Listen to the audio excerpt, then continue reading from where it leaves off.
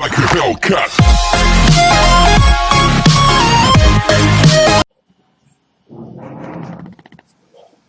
Hello students, now we will start a new chapter matrix and determinants. अब हम लोग एक नए चैप्टर के बारे में डिस्कस करेंगे, matrix and determinants. Matrix and determinant बहुत ही मैथमेटिकल चैप्टर है और इसे अगर आप समझ जाएं तो बोर्ड एग्जामिनेशन में 12% मार्क को सिक्योर करता है, 12% नंबर को, तो बहुत अच्छी स्कोरिंग आप कर सकते हैं। तो इस चैप्टर को आप बहुत ध्यान से सुनें। अभी मैं कॉन्सेप्ट को 1 बाय 1 समझाता जा रहा हूं, बाद में मैं पीडीएफ इसकी दे दूंगा। एक्चुअली एट प्रेजेंट मेरे पास है नहीं तो मैं आपको फोटो सेंड कर देता हूं उसकी। Okay, now let's start. कोई प्रॉब्लम नहीं होगी, अभी आप कॉन्सेप्ट को समझते चलो। तो हम जो चैप्टर स्टडी करने जा रहे हैं वो है मैट्रिक्स। बहुत ही स्कोरिंग चैप्टर है और इसमें कोई खास लॉजिक नहीं है। मतलब अगर इस चैप्टर को आप ध्यान से सुने तो डेफिनेटली आप 100% सारे क्वेश्चंस को कर सकते हैं, कहीं से दिक्कत नहीं आएगा। तो व्हाट इज मैट्रिक्स? मैट्रिक्स होता क्या है? Matrix is a rectangular arrangement of some numbers or quantities which enclosed in a bracket.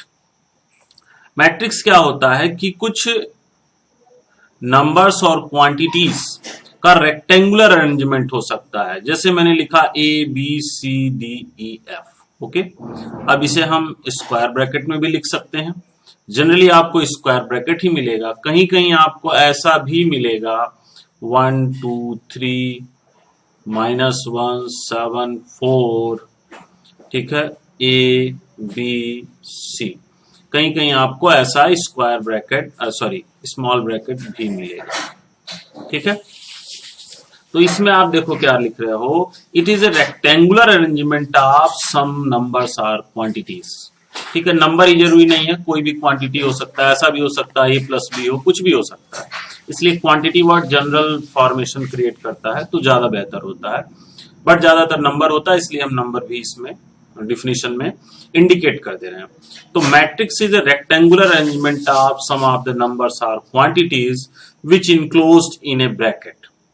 Matrix क्या होता है? कुछ नंबर और क्वांटिटीज का रेक्टेंगुलर अरेंजमेंट होता है। जैसे यहां देखो A B C D E F, 6 quantities हैं जिनको हमने इस तरह से रेक्टेंगुलर ऑर्डर में अरेंज किया है।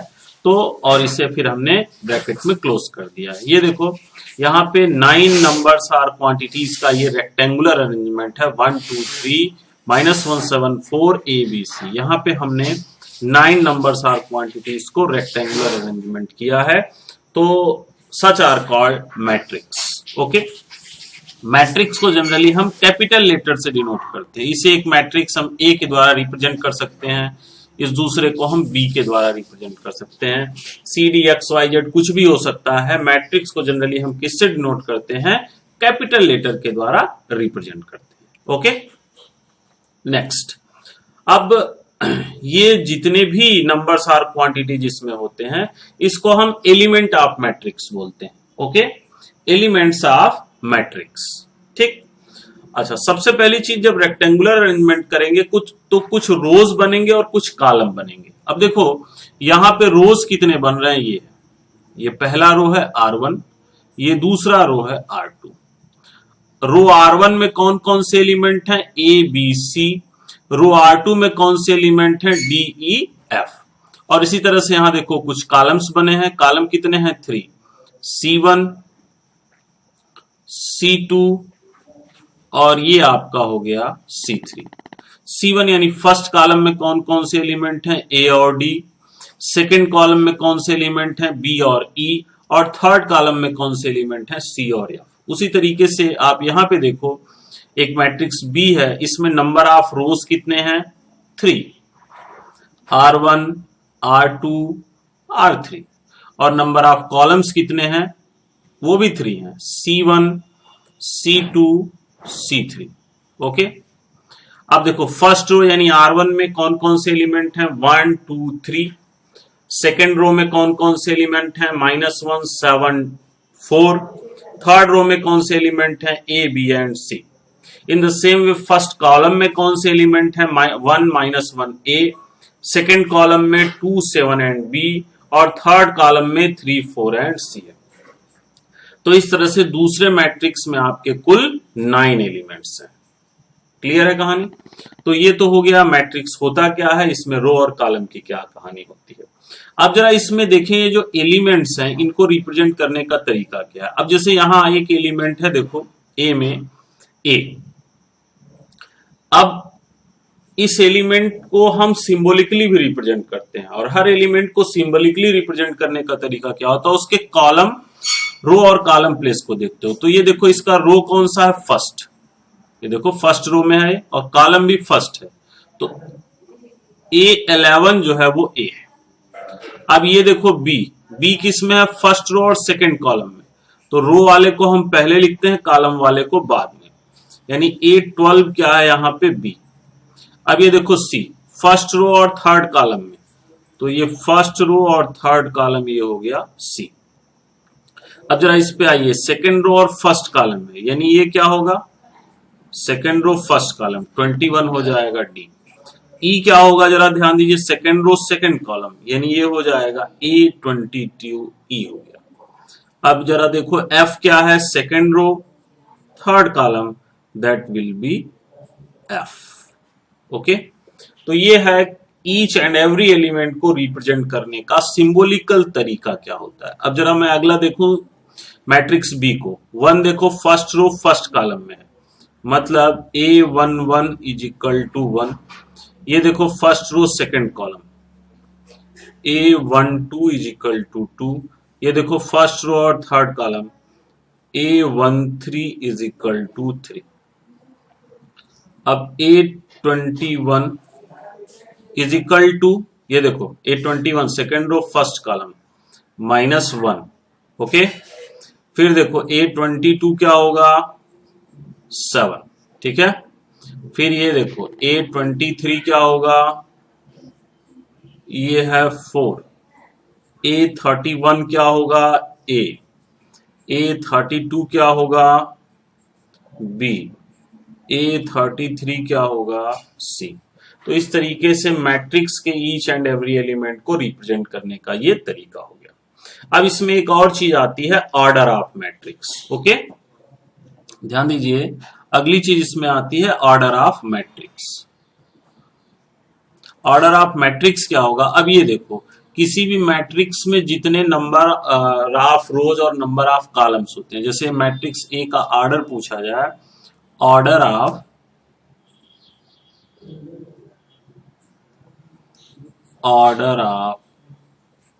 Matrix A is equal to, ये देखो 2 रोज हैं और 3 कॉलम्स हैं, तो इसका ऑर्डर होगा 2 क्रॉस 3। उसी तरीके से आपसे कहा जाए ऑर्डर ऑफ मैट्रिक्स बी, तो 3 रोज हैं और 3 कॉलम है, तो हो जाएगा 3 क्रॉस 3 का मैट्रिक्स। ओके, और टोटल नंबर ऑफ एलिमेंट्स किसी मैट्रिक्स में कितने होंगे, टोटल नंबर ऑफ एलिमेंट्स। ठीक है, यही जो जितने 2 क्रॉस 3 है तो ये 6 हो जाएंगे, ये 3 क्रॉस 3 है तो देखो 9 एलिमेंट हो जाएंगे। तो इस तरह से ये भी इसके बारे में एक इंपॉर्टेंट बात थी। ठीक है, तो ये है मैट्रिक्स का बेसिक कॉन्सेप्ट। अब जो हमारी सबसे पहली एक्सरसाइज लगेगी एनसीईआरटी की एक्सरसाइज 3.1, वो इन्हीं बेसिक कॉन्सेप्ट पे बेस्ड है। अब जो भी इसमें अभी बाकी की चीजें भी होंगी वो क्वेश्चंस में आएगा, उन्हें हम 1 बाय 1 एक्सप्लेन करेंगे। ओके, तो now we will start with the first exercise of matrix, that is exercise 3.1। Okay,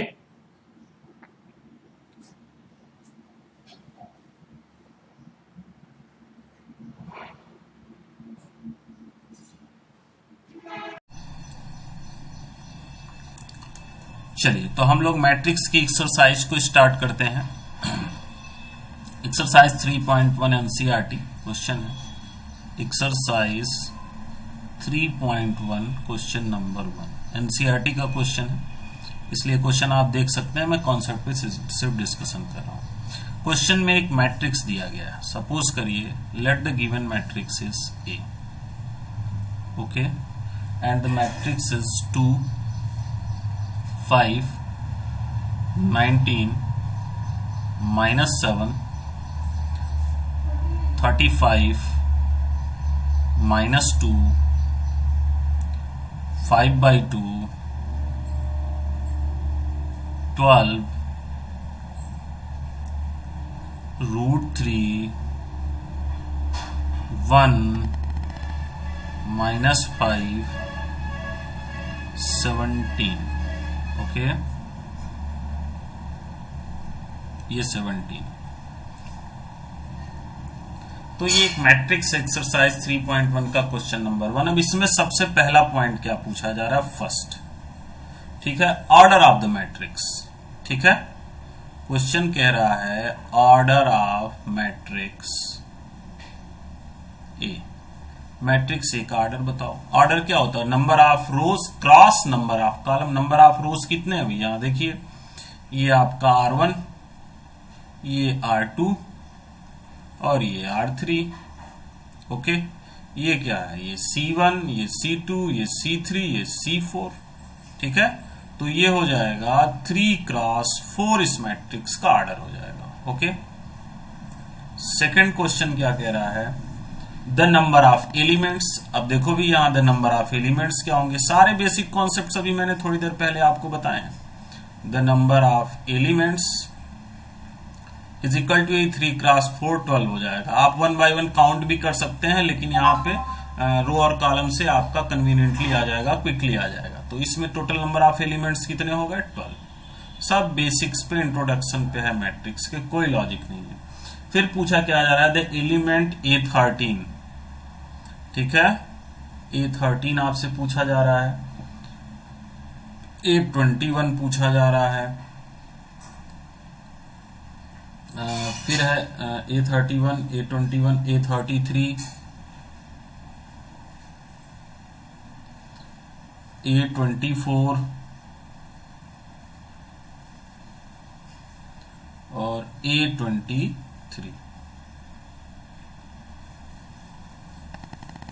ठीक है, A13 क्या होगा?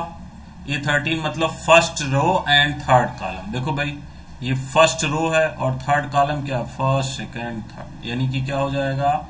19। ओके, फिर A21 means second row first column. ये सेकंड रो हो गया, ये फर्स्ट कॉलम, यानी कि ये हो जाएगा 35। Okay, next A33 third row third column. ये देखो थर्ड रो थर्ड कॉलम हो जाएगा -5। Okay, A24 second row fourth column, यानी क्या हो जाएगा? 12। ठीक है, A23 second row third column, यानी क्या हो जाएगा? 5/2। ठीक है, तो ये जो फर्स्ट क्वेश्चन है एक्सरसाइज 3.1 का, ये order of matrix, number of elements of matrix and any element of the matrix की लोकेशन क्या है, इसको यहां पे इस कॉन्सेप्ट को आप यहां इस क्वेश्चन के थ्रू क्लियर करेंगे। Okay, now we will discuss with the next questions.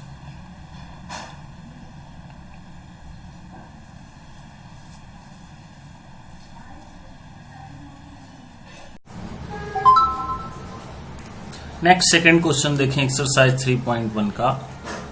Question क्या है? If a matrix has 24 elements, what are the possible order it can have. अब देखो, एक मैट्रिक्स है, सपोज करो एक मैट्रिक्स है इस तरीके से ए, और इसमें टोटल नंबर ऑफ एलिमेंट्स क्या है? इस तरह से इसमें 24 एलिमेंट्स हैं। तो ऑर्डर के केस में क्या होता है? इसी के दो आपके फैक्टर्स बन जाते हैं। तो कितने ऑर्डर हो सकते हैं? the required number of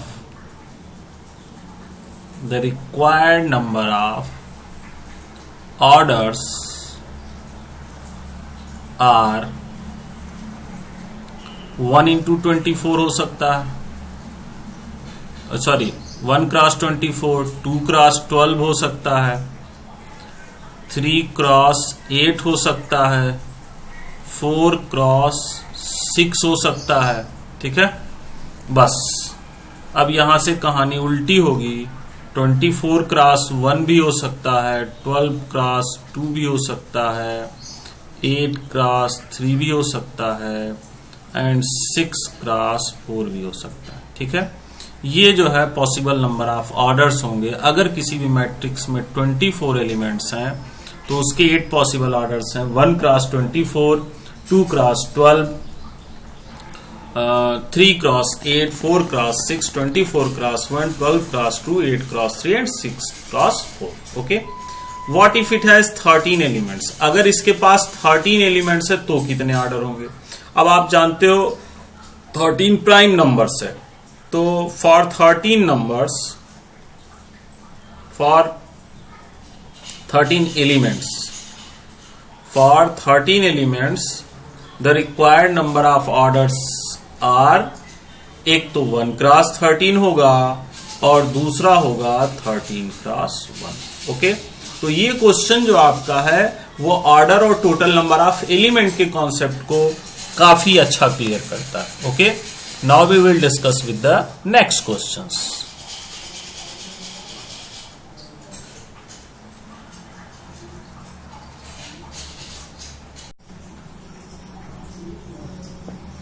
next NCERT का क्वेश्चन नंबर 3 देखें। If a matrix has 18 elements, बिल्कुल क्वेश्चन नंबर 2 की तरह उसी की प्रैक्टिस एक बार फिर आपको करवाई जा रही है। If a matrix has 18 elements, वहां पे क्या था, 18 की जगह 24 था, उसी को मैंने इरेज करके लिखा भी है। 18 elements, what are the possible order it can have? अब 18 का क्या हो सकता है? एक तो 1 इंटू 18 हो सकता है, यानी 18 इंटू 1 हो जाएगा। फिर 2 इंटू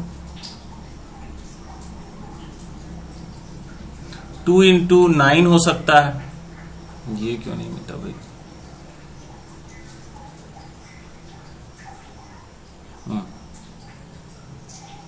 2 इंटू 9 हो सकता है। 3 इंटू 6 हो सकता है, ठीक है, 3 इंटू 6 हो जाएगा। बाकी फिर होगा बस अब नहीं होगा, 4 से होगा नहीं, 5 से होगा नहीं, फिर 6 से हो ही गया है, तो ये हो जाएगा 9 इंटू 2 और ये हो जाएगा 6 क्रॉस 3। तो यहां पे आप देख रहे हैं टोटल 6 पॉसिबल ऑर्डर हैं अगर 18 एलिमेंट्स, और 5 फिर उसी तरह से प्राइम नंबर है, तो अगर 5 है तो होगा 1 क्रॉस 5 एंड 5 क्रॉस 1। 2 ऑर्डर्स आपके इस केस में पॉसिबल है, ठीक है। तो एक्सरसाइज 3.1 का क्वेश्चन नंबर 3 था, जो बिल्कुल सेम 3.1 के क्वेश्चन नंबर 2 की तरह था, उसी में न्यूमेरिक को चेंज करके एक प्रैक्टिस कराई गई। Okay, now we will discuss with the next questions.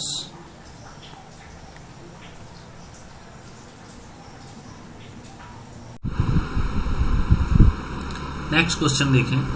Different elements of a matrix के कॉन्सेप्ट को ये क्वेश्चन क्लियर करता है। एनसीईआरटी एक्सरसाइज 3.1 का क्वेश्चन नंबर 4 है। क्वेश्चन देखें, कंस्ट्रक्ट 2 क्रॉस 2 मैट्रिक्स। जब भी इस तरीके का क्वेश्चन हो तो 2 क्रॉस 2 मैट्रिक्स का मतलब ये आप जरा समझ लें कि हमें किस की जरूरत पड़ेगी। ये मैं किनारे आपको समझा दे रहा हूं। 2 क्रॉस 2 का मतलब इस तरह से 2 रो होंगे और 2 कॉलम, यानी यहाँ पे जो हमें एलिमेंट्स निकालना है A11, A12, A21, A22। 2 cross 2 का मैट्रिक्स बनाने के लिए हमें हर केस में क्या चाहिए होगा? A11 चाहिए होगा, A12 चाहिए होगा, A21 चाहिए होगा एंड A22। ओके, अब 2 क्रॉस 2 का मैट्रिक्स बनाना है। मैट्रिक्स का नाम A होगा, एलिमेंट Aij है, whose elements are defined by this. अब इससे आप क्या निकाल लोगे? A11 निकाल लोगे, मतलब I की जगह भी J और 1, I की जगह 1 और J की जगह 1, यानी 1 + 1 2 हो जाएगा, 2 स्क्वायर 4, 4/2 = 2। थोड़ा सा मैं डायरेक्ट कर रहा हूं, ठीक है। A12 आप देखें, A12 में I की जगह 1 और J की जगह 2, तो 1 + 2 3 स्क्वायर 9, 9/2, ठीक है। अब A21 आप निकालोगे, फर्स्ट पार्ट में कर रहा हूं, तो ये I की जगह 2 और इसके जगह 1, तो 2 + 1 3 स्क्वायर, ये भी क्या हो जाएगा 9/2। एंड A22 मतलब I J दोनों 2 + 2 4, 4 स्क्वायर हो जाएगा 16, 16/2, ये रिजल्ट आ जाएगा 8। ओके, यानी कि फर्स्ट केस में अगर किसी भी मैट्रिक्स का general element Aij = I + J whole square by 2 से रिप्रेजेंट होता है, तो उसके लिए 2 क्रॉस 2 का जो मैट्रिक्स बनेगा वो होगा 2, 9/2, 9/2 एंड यह होगा 8। क्लियर। अब जरा हम सेकंड एलिमेंट की तरफ डिस्कस करते हैं। ये 2x2 का मैट्रिक्स। ओके, अब जरा हम सेकंड की तरफ डिस्कस करते हैं। सेकंड के लिए देखें, A11 क्या होगा, 1/1 1 हो जाएगा। A12 क्या होगा, 1/2 हो जाएगा। A21 हो जाएगा 2/1 यानी 2 हो जाएगा। A22 क्या हो जाएगा, 2/2 1 हो जाएगा। ठीक है। इन दिस केस आपका जो मैट्रिक्स बनेगा वो होगा 1 1/2 और ये होगा 2 और ये हो जाएगा 1। ठीक है। नेक्स्ट देखें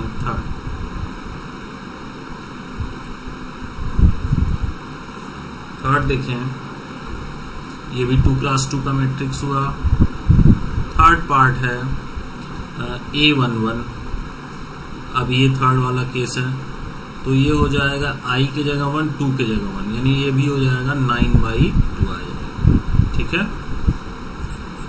A12 क्या होगा, A की जगह 1 यहाँ 2 2 2 4 + 1 5 5 स्क्वायर 25/2।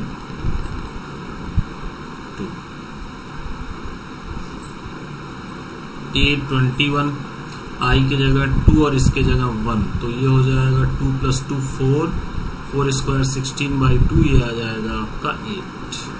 ठीक है। A22 ये हो जाएगा 2 और 2 2 4 तो 4 + 2 6 6 6 36 2 ये आ जाएगा 18। ठीक है। तो इस केस में जो आपका मैट्रिक्स क्रिएट होके आएगा वो होगा 9/2 25/2 8 एंड 18। ठीक है। ये आपका हो गया, ये 18 नहीं 8 है। कैसे, ये 2 और ये 2 तो 2 2 4 2 2 4 और 4 + 2 6 6 6 36 ये 2 ये 18 नहीं होना चाहिए, 8 होना चाहिए। गलत है, ठीक है। तो इस तरीके से अगर किसी भी मैट्रिक्स का जनरल एलिमेंट AIJ के फॉर्म में दिया है और उस मैट्रिक्स की आर्डर पता है तो उस मैट्रिक्स को आप रिप्रेजेंट कर सकते हैं। ओके, तो नेक्स्ट क्वेश्चन पे हम आते हैं।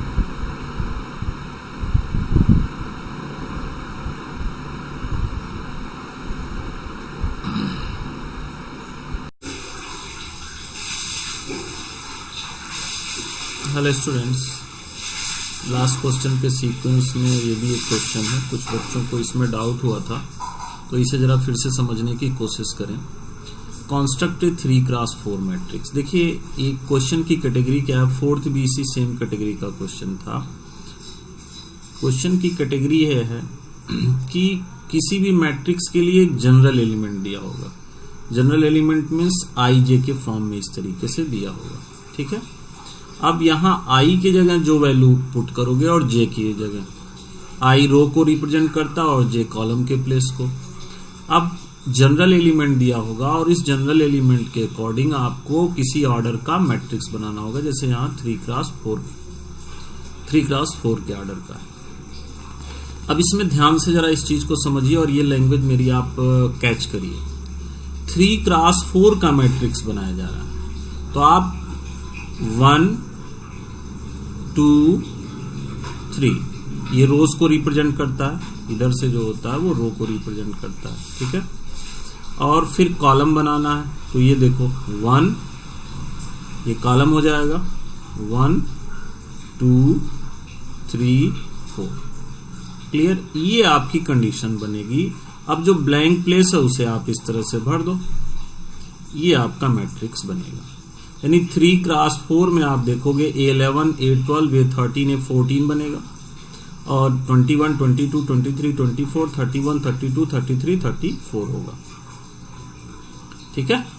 तो सबसे पहला काम, जब भी जनरल एलिमेंट गिवन होगा और उसके बिहाफ पे किसी ऑर्डर के मैट्रिक्स को पूछा जाएगा तो आप इस तरह से डॉट लगा के ये एलिमेंट्स कहाँ होगा उसे वाच कर लीजिएगा। फॉर एग्जाम्पल 3 था तो 1 2 3 और कॉलम 4 है तो 1 2 3 4, बाकी डॉट प्लेस को आप भर लीजिए। अब यहाँ देखिए, अगर मैं फर्स्ट पार्ट को सॉल्व करना चाहता हूं तो फर्स्ट पार्ट में क्या गिवन है? फर्स्ट पार्ट में गिवन है aij is equal to 1/2 minus 3i plus j, ठीक है, माइनस 3i प्लस j, ठीक है। अब यहां देखो, इससे निकालना क्या है आपका क्लियर है, a11, ठीक है, a12, a13, a14, ठीक। और फिर क्या निकालना होगा? a21, a22, a23, a24, okay. जरा इनको पहले निकालते हैं हम, फिर 31, 32, 33 और 34 भी निकालना। अब ये देखो क्या हो जाएगा, 1/2 माइनस 3, i की जगह ये हो जाएगा 1, जो पहले प्लेस पे होगा वो i को शो करेगा और दूसरे प्लेस पे जो होगा j को, तो -3 इंटू 1 प्लस 1 मीन्स 1/2 -3 प्लस 1 -2 यानी कि 2 हो गया, इज इक्वल टू 1।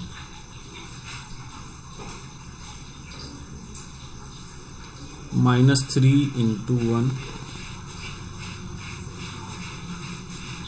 प्लस 2, तो ये 1/2 हो गया, तो -3 प्लस 2 -1, ये 1 हो गया, यानी कि ये हो गया 1/2, ठीक है।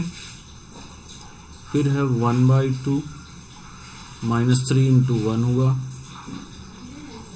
प्लस 3 मीन्स ये हो जाएगा 0। इसी तरह से 14 निकाल लेंगे, 21 निकाल लेंगे, 22 निकाल लेंगे, ठीक है। a22 में निकालूं 1/2 -3 इंटू 2 प्लस 1, नहीं -3 इंटू 2 प्लस 22 है, ये भी 2 होगा, -3 इंटू 2 प्लस 2 मीन्स 1/2 -6 होगा और प्लस 2 होगा यानी -4, तो ये मॉड में जाएगा 4 इज इक्वल टू 2। इस तरह से 23, 24 निकालेंगे और हम फिर a31, कैलकुलेशन है सिंपली आप कर सकते हैं, 32, ठीक है, a33 एंड a34 इवेल्युएट करेंगे, ओके। और इससे आपका मैट्रिक्स फिर निकल के आ जाएगा, therefore matrix A. First part का आप सोल्यूशन कर रहे हैं, ठीक है। ये देखो है 1/2 0, ये मैंने निकाला नहीं, जो निकाला नहीं आप निकाल लीजिएगा। फिर ये 21 है, 22 आपका क्या निकला है 2 एंड सो ऑन, बाकी वैल्यूज भी आप निकाल लोगे और ये आपका रिक्वायर्ड मैट्रिक्स होगा। ठीक इसी तरीके से सेकंड पार्ट को भी कर सकते हैं। तो सिंपली कैलकुलेशन बेस्ड क्वेश्चन है, एनसीईआरटी का क्वेश्चन है, आपको आंसर मिल जाएगा बुक में, तो इसे आप सॉल्व कर लीजिए। कोई भी डाउट है तो मेरे मैसेज बॉक्स में आप कमेंट करिए, okay. Now we will discuss with the next questions.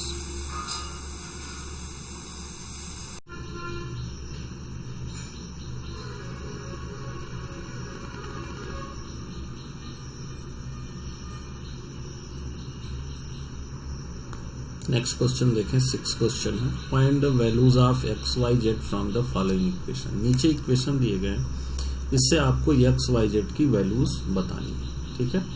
अब देखें जरा सा फर्स्ट पार्ट, एक इक्वेशन है 4 3x 5 is equal to y Z1 5, okay. ये इक्वल मैट्रिसेस, इक्वल मैट्राइसेस इसको बोलते हैं। ये देखो दोनों मैट्रिक्स हैं, LHS में भी RHS में भी और इक्वल है। ये टाइप्स ऑफ मैट्रिक्स का एक पार्ट है, यहाँ मैं आपको डिस्कस कर देता हूँ। अगर गिवन मैट्राइसेस इक्वल मैट्राइसेस हैं तो दोनों का ऑर्डर सेम होगा। जैसे ये 2x2 के है तो ये भी 2x2, यहाँ देखें ये 2x2 तो ये भी 2x2, यहाँ देखें ये 3x1 का मैट्रिक्स है तो इधर भी 3x1 का मैट्रिक्स। तो if the given matrices are of the same order then they may be equal matrices. अगर गिवन मैट्राइसेस सेम ऑर्डर के हैं तभी वो इक्वल मैट्राइसेस। जरूरी नहीं है कि सेम ऑर्डर का हो तो इक्वल मैट्रिक्स हो, ठीक है, हो भी सकता है नहीं भी हो सकता है, लेकिन अगर इक्वल मैट्रिक्स है तो उन दोनों मैट्राइसेस का ऑर्डर निश्चित रूप से सेम होगा। अब इक्वल मैट्राइसेस अगर हैं तो होता क्या है कि उनके करस्पॉन्डिंग एलिमेंट्स सेम होते हैं। मतलब आप समझिए कि इधर का a11 और इधर का a11 इक्वल होगा, मतलब y इज इक्वल टू यहाँ आपको 4 मिलेगा, okay, z is equal to 3 मिलेगा and x is equal to 1 मिलेगा। बहुत छोटा सा ये सिंपल सा कॉन्सेप्ट होगा।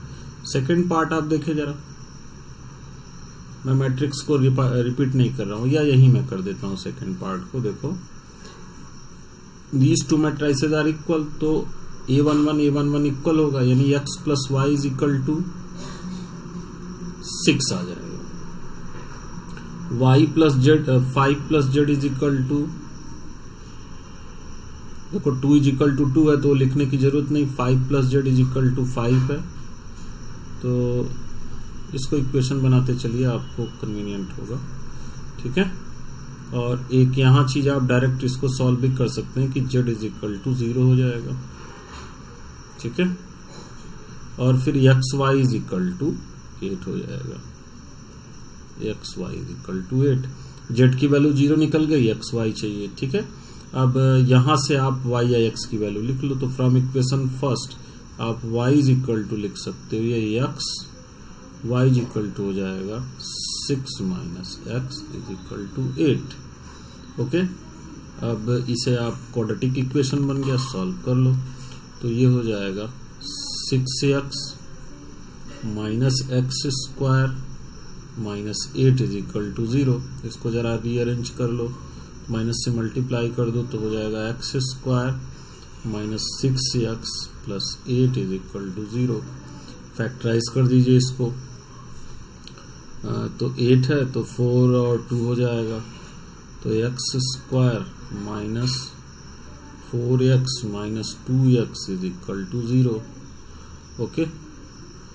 ये मैं यहाँ इसको सॉल्व कर दूं सेकंड को, ओके। तो यहाँ देखो आपका x कॉमन होगा, x माइनस 4, यहाँ ये सॉरी माइनस 2x प्लस 8 छूट गया भाई, plus 8 is equal to 0। Minus 2 common ले लीजिए, तो x minus 4 is equal to 0, x minus 4 is equal to x minus 2 is equal to 0। This implies that x is equal to 4 comma x is equal to 2, okay. अब जब x is equal to 4 है तो y क्या represent करेगा, x is equal to 4, यहाँ से equation 1 से आप निकाल लें, x इज इक्वल टू 4 तो y इज इक्वल टू 2 आ जाएगा, okay. And x is equal to 2 है तो y इज इक्वल टू 4 आ जाएगा, ठीक है। तो ये आपके आंसर होंगे इसके लिए। यहाँ पे 2 आंसर होगा सेकंड पार्ट में। एक तो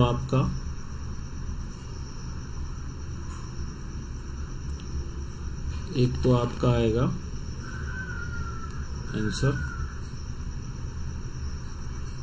एक तो आएगा x is equal to 4, y is equal to 2 और z is equal to 0।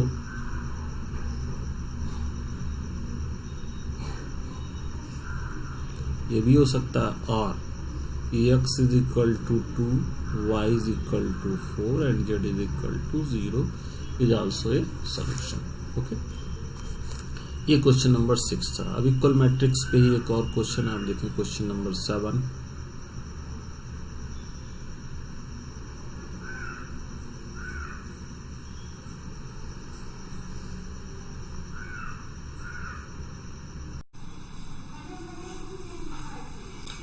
Next question देखें, ये भी इक्वल मैट्रिसेस पे है। Find the values of A B C and D from the equation this.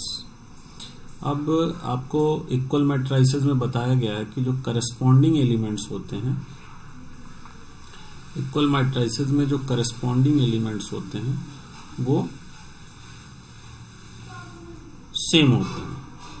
यानी यहां पे आपको मिलेगा a minus B is equal to -1, 2a minus B is equal to 0, equation 1, equation 2, 2a plus c is equal to 5, equation 3 and 3c plus d is equal to 13, equation 4।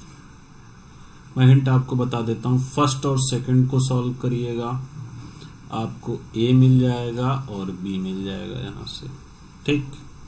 अब a को इसमें put करिएगा, c मिल जाएगा, और c को इसमें put करिएगा, d मिल जाएगा। ओके, तो बहुत सिंपली और आसानी से इस क्वेश्चन को आप सॉल्व कर सकते हैं। कैलकुलेशन करने के बाद आंसर एनसीईआरटी का क्वेश्चन है, आप मैच कर लीजिएगा, कोई डाउट होगा तो पूछ लीजिएगा। ओके, नेक्स्ट क्वेश्चन पे आते हैं।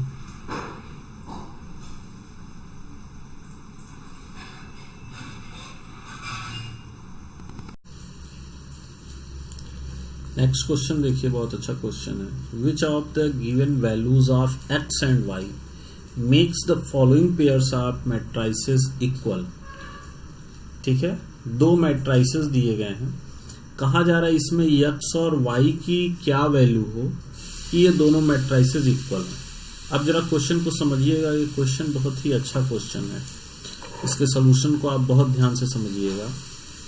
क्या कहता है ये क्वेश्चन, अब ये दोनों मैट्रिसेस अगर इक्वल हैं, ठीक है, let the given matrices are equal, let the given matrices are equal, then तो क्या होगा, 3x plus 7 is equal to 0। Okay, 3x plus 7 is equal to 0, 5 is equal to y minus 2।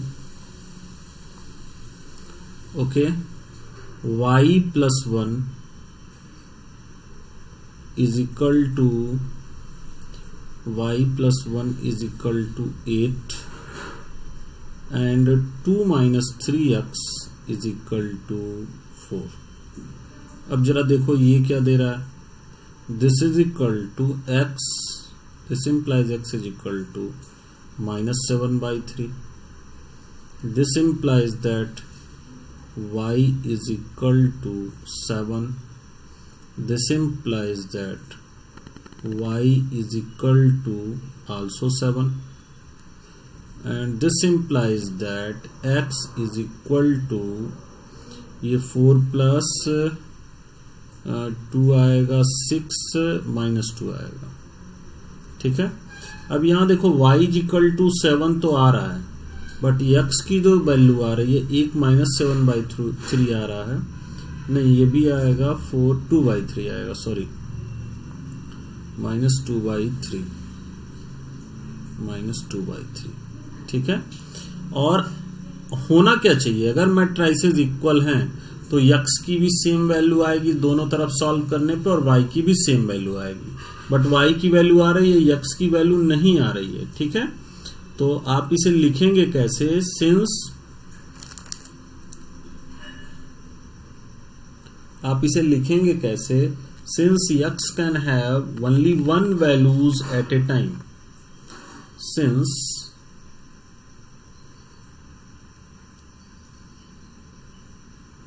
x can have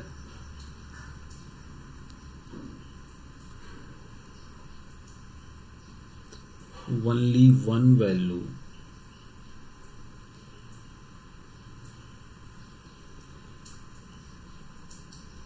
at a time। ठीक है, सिर्फ एक value होनी चाहिए। तो एक्चुअली ऑप्शनल क्वेश्चन है, तो इसमें इसका जो ऑप्शन होगा B, not possible to find, answer आपका होगा B, not possible to find.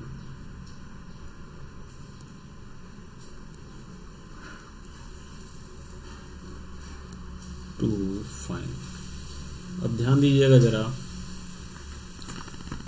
जब भी इस तरह से इक्वल मैट्राइसेस के केस में एक्स और वाई की वैल्यू निकालनी हो और टेस्टिंग आपको करनी हो, तो ध्यान दीजिएगा कि एक्स की सारी वैल्यूज, वाई की सारी वैल्यू, यानी जो भी वहां पे अननोन क्वांटिटियां दी गई हैं वो इक्वल मैट्राइसेस में सारे सेम आएंगे। अगर नहीं आते हैं तो तुरंत लिख दीजिएगा कि यहाँ ऐसी कोई वैल्यूज नहीं है, जो भी आपके variable X Y Z A B C हो, इनकी कोई ऐसी वैल्यू नहीं है जिसके लिए ये इक्वल मैट्राइसेस हो। तो यहाँ ऑप्शन होगा B, not possible to find. 4 option थे जिसमें बी ऑप्शन यहाँ पे करेक्ट ऑप्शन होगा। ओके, नेक्स्ट क्वेश्चंस पे आते हैं।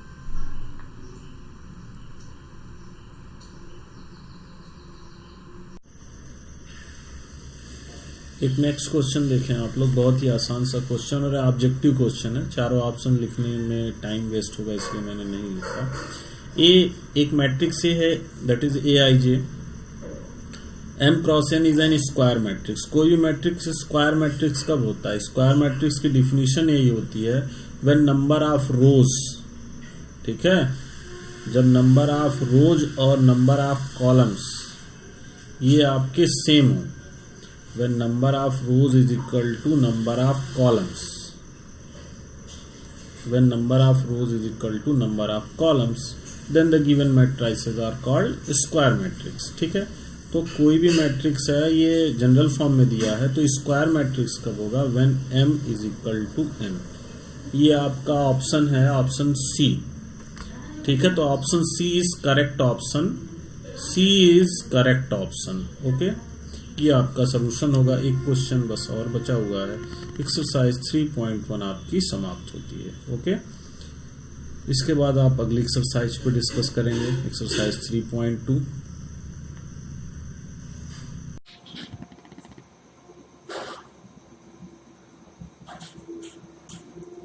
नेक्स्ट देखें एक्सरसाइज 3.1 का क्वेश्चन नंबर 10। बहुत अच्छा क्वेश्चन है। The number of all possible matrices of order 3x3 with each entry 0 to 1। ठीक है, the number of all possible